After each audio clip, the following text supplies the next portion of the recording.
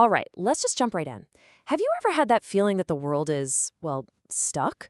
That our big institutions, our governments, are just spinning their wheels, totally unable to solve the massive problems we're all facing? In this explainer, we are going to unpack exactly why our systems feel so broken.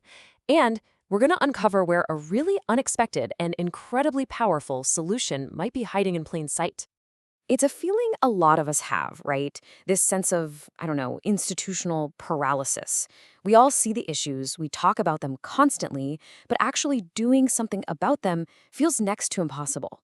And what's wild is that this feeling, it's not new at all. Get this. This quote is from a documentary made way back in 1980. That's someone complaining that a project that should take 2.5 years now takes 10. So that feeling of slowdown, of everything being bogged down in bureaucracy, it's been building for a long, long time. So what is really going on here?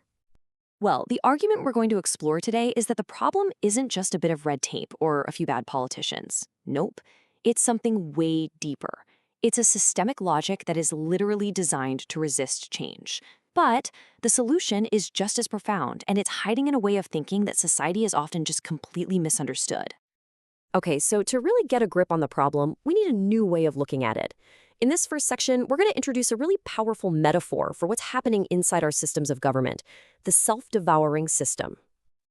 Say hello to the Ouroboros, the ancient symbol of a serpent eating its own tail. In the world of cybernetics, this isn't just a cool image, it's a precise model for government. And here's the key idea. The system's number one job isn't to serve you or me or solve external problems. Its primary function is its own survival. It's a system designed to just keep on keeping on forever. So how does this self-eating snake actually work? Well, it's got three main tricks. First, it's what's called autopoietic, which is a fancy way of saying it's constantly rebuilding itself. Second, it's operationally closed. This is huge. It means it doesn't really react to the outside world, it only reacts to its own internal chatter about the world. And third, and this is the kicker, every single thing, every crisis, every report, every public outcry gets filtered through one simple question. Does this help us gain or maintain power? It's a perfect closed loop. Okay, so if the system is just focused on itself, how does it stop us from changing it? Well, that brings us to section 2. It uses a weapon that's all around us, information itself. Just look at this number, 5 trillion.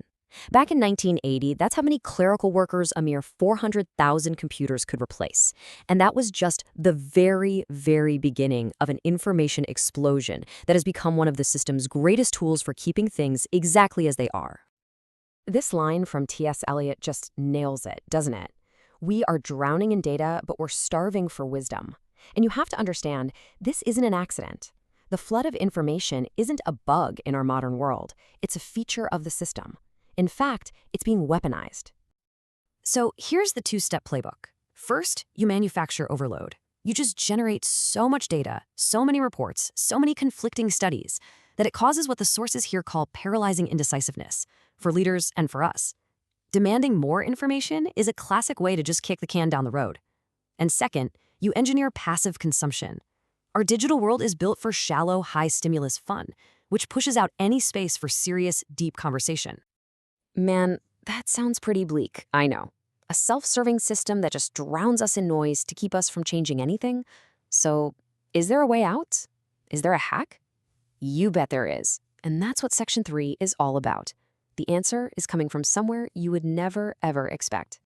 This quote from Kristen Pressner's TEDx talk is so powerful. She was talking about her family and realizing they had ADHD. For years, she just saw what she thought were character flaws. Laziness, maybe a lack of ambition, but she was totally wrong. She was just misreading a completely different operating system. One that, it turns out, holds a secret advantage against that big, rigid Ouroboros. And this chart illustrates it perfectly. You have the neurotypical brain, let's call it the importance brain. It gets going based on priorities, routines, schedules. It likes an orderly world where time moves in a straight line. Then you have the neurodivergent brain, the interest brain. It's not jump-started by importance, it's jump-started by interest, novelty, a real challenge, a sense of urgency. It thrives in chaos, and for this brain, time is fluid. It can speed up or slow way down. Our whole world is built for the importance brain, but the interest brain has a kind of superpower. So, how does this different way of thinking actually give you an edge? Well, for that, we need one last piece of the puzzle from cybernetics, Ashby's law of requisite variety. Now, it sounds super complicated, but the idea is actually simple. It basically says that to manage a complex system, your control mechanism has to be even more complex than the system you're trying to control. To put it simply, only variety can defeat variety. And this is where it all clicks into place. That big, rigid, self-referential Ouroboros system, it's actually got very low variety. It's predictable, it's stuck in its ways. But the interest brain, with its ability to jump between ideas, to see weird connections, to thrive when things get chaotic, it provides the massive amount of high variety needed to challenge that rigid system. It's the perfect countermove. Okay, so we've got a system that's stuck and a mindset that is perfectly designed to unstick it. But how do you turn that into actual real-world change? I mean, how do you get everyone else to listen? That's what we're tackling in Section 4. This is the million-dollar question for anyone who wants to make a difference, right? We think the answer is to have the perfect argument, the most inspiring speech, that if we can just convince people of the truth, they'll act. But the sources we're looking at here say that's a huge mistake. Here's the core idea. You don't beat the Ouroboros with a better speech. You beat it with better results. The way you get people to wake up isn't by convincing them you're right. It's by building new systems that are just flat out more efficient, more profitable, and get better outcomes. Competent people, no matter what they believe, will eventually follow what works. And this is exactly where the interest brain's superpower kicks in. Because it's not motivated by what's important, it needs that do or die, it's got to be done right now deadline to unlock its full power. And when it does, it can produce these incredible bursts of hyper-efficiency and creativity. That's the kinetic energy that can outmaneuver the slow, lumbering Ouroboros and actually build those better systems fast. But there is a catch. Of course there is. This incredible ability to see patterns and connect the dots, it comes with a big risk.